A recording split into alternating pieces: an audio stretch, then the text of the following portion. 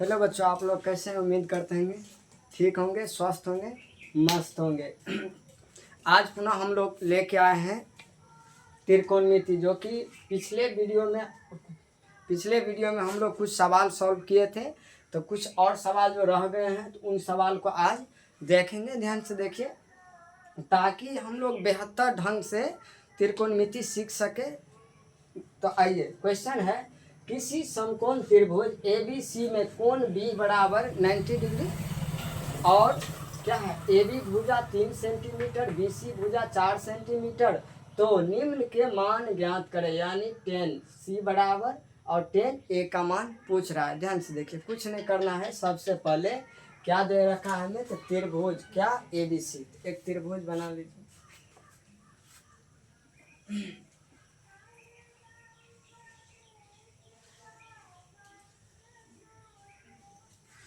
त्रिभुज कौन सा त्रिभुज होगा, तो समकोण त्रिभुज। कौन सा त्रिभुज? समकोण त्रिभुज बना लिए हैं। तो कौन सा कोण 90 डिग्री दे रखा है? बी कोण। तो बी कोण, यहाँ ये कोण होता है 90 डिग्री, 90 डिग्री, तो बी कोण। अब इसको ए मान देते हैं और इसको सी मान देते हैं। यहाँ तक कोई दिक्कत? कोई दिक्कत नहीं। ध्यान से देखिए, अब क्या दे रखा है, ए बी भुजा। ए बी भुजा कितना सेंटीमीटर है, यानी ए से लेकर के बी की दूरी यानी 3 सेंटीमीटर। कितना सेंटीमीटर? 3 सेंटीमीटर। अगला क्या दे रखा है, बीसी की लंबाई 4 सेंटीमीटर यानी 4 सेंटीमीटर। एसी भुजा निकालना है हमें। कौन सा भुजा? एसी भुजा, यानी 90 डिग्री के सामने वाला भुजा कर्ण होता है, यानी कर्ण निकालना है। ध्यान से देखिए, तो एसी भुजा बराबर क्या लिखेंगे, तो एसी बराबर क्या लिख सकते हैं, रूट अंदर ए बी भुजा का स्क्वायर प्लस बी सी भुजा का स्क्वायर। तो रूट अंदर क्या लिखेंगे, 3 का स्क्वायर प्लस 4 का स्क्वायर। अब इसको क्या लिखेंगे, 3 तिया 9 प्लस 4 चौके 16। 3 तिया 9 और 4 चौके 16। ध्यान से देखिए, इन दोनों को जोड़ दीजिए। 9 और 16 कितना होता है, 25। 9 और 16 कितना होता है, 25। और 25 का वर्गमूल कितना होता है, तो 5 होता है। ध्यान से देखिए, 25 को अगर आप गुणनखंड कीजिएगा क्या होगा, 5 गुने 5। यानी जब रूट में रहता है तो जब जोड़ा लगता है ना कोई चीज, कोई संख्या का, तो एक बाहर आ जाता है, वही वो वर्गमूल होता है। जैसे 5 2 बार है तो एक बाहर आ जाएगा, तो 5। ध्यान से देखिए, तो हमें एसी भुजा कितना निकल गया, 5 निकल गया। एक एसी भुजा 5। अब देखिए क्या पूछता है हमें, एक नंबर में 10 सी का मान। किसका मान? 10 सी का मान। तो एक नंबर सॉल्व करते हैं, 10 सी का मान। तो 10 सी का मान अगर यहाँ पर देखें तो इस कोण को क्या मान रहा है, थीटा।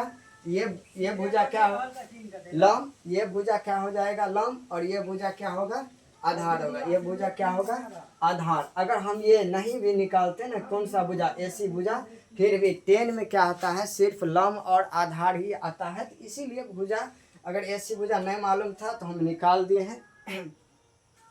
तो ध्यान से देखिए, तो इस कोण को जब थीटा मानेंगे तो tan थीटा बराबर होता है फार्मूला लंब और बट्टे क्या होता है, आधार। लंब बट्टे आधार, यानी लंब का मान कितना होगा, ए बी, और आधार का मान बी सी। इसको हम कितना लिख सकते हैं, तो 3/4 लिख सकते हैं। कितना सेंटीमीटर, 3/4 सेंटीमीटर। कोई दिक्कत नहीं। अब अगला क्या दिया है, 2 नंबर में 10 ए का मान। 2 नंबर में 10 ए का, इसका भी फार्मूला होता है लंब बट्टे आधार। क्या होता है, लंब बट्टे आधार। ध्यान से देखिए, कौन सा कोण दे रखा है, थीटा, ए कोण। जब इस कोण को हम थीटा मानेंगे, किस कोण को, ए कोण को, तो ये सामने वाला क्या होगा, लंब, यानी बीसी भुजा लंब हो जाएगा और एसी भुजा क्या होगा, आधार होगा। एसी भुजा आधार। तो क्या लिख सकते हैं यहाँ से, तो बीसी भुजा लंब हो गया और ए बी भुजा आधार, यानी तो बीसी भुजा का मान 4 और एसी भुजा का मान 3। तो इस तरह से इस टाइप का सवाल जो दिया रहेगा तो आप आसानी से बना सकते हैं। ध्यान से देखिए, अगला क्वेश्चन क्या दिया है, यदि साइन ए बराबर 12/13 तब 10 ए और कोस ए का मान ज्ञात करें। किसका, साइन। तो ध्यान से देखिए, सॉल्व करते हैं। तो साइन ए बराबर क्या दे रखा है, तो 12 और बट्टे 13। साइन थीटा साइन ए बराबर फार्मूला क्या होता है, तो लंब बटे कर्ण क्या होता है, लंब बटे कर्ण। ध्यान से देखिए क्या होता है, लंब बटे कर्ण, लंब बटे कर्ण होता है। ध्यान से देखिए त्रिभुज बना लेते हैं इसको। ध्यान से देखिए त्रिभुज ए बी सी, इस कोण को 90 डिग्री मानते हैं। ठीक, अब कौन कौन दिया है, ए कोण, इस कोण को थीटा मानते हुए हम क्या करेंगे, लंब और कर्ण को रखेंगे। जब इस कोण को थीटा मानेंगे ए कोण को, तो ये क्या होगा, लंब, यानी लंब कितना दे रखा है, तो 12 सेंटीमीटर। ठीक, और ये कितना दिया है, कर्ण, कर्ण तो फिक्स रहता है ना, कर्ण 13।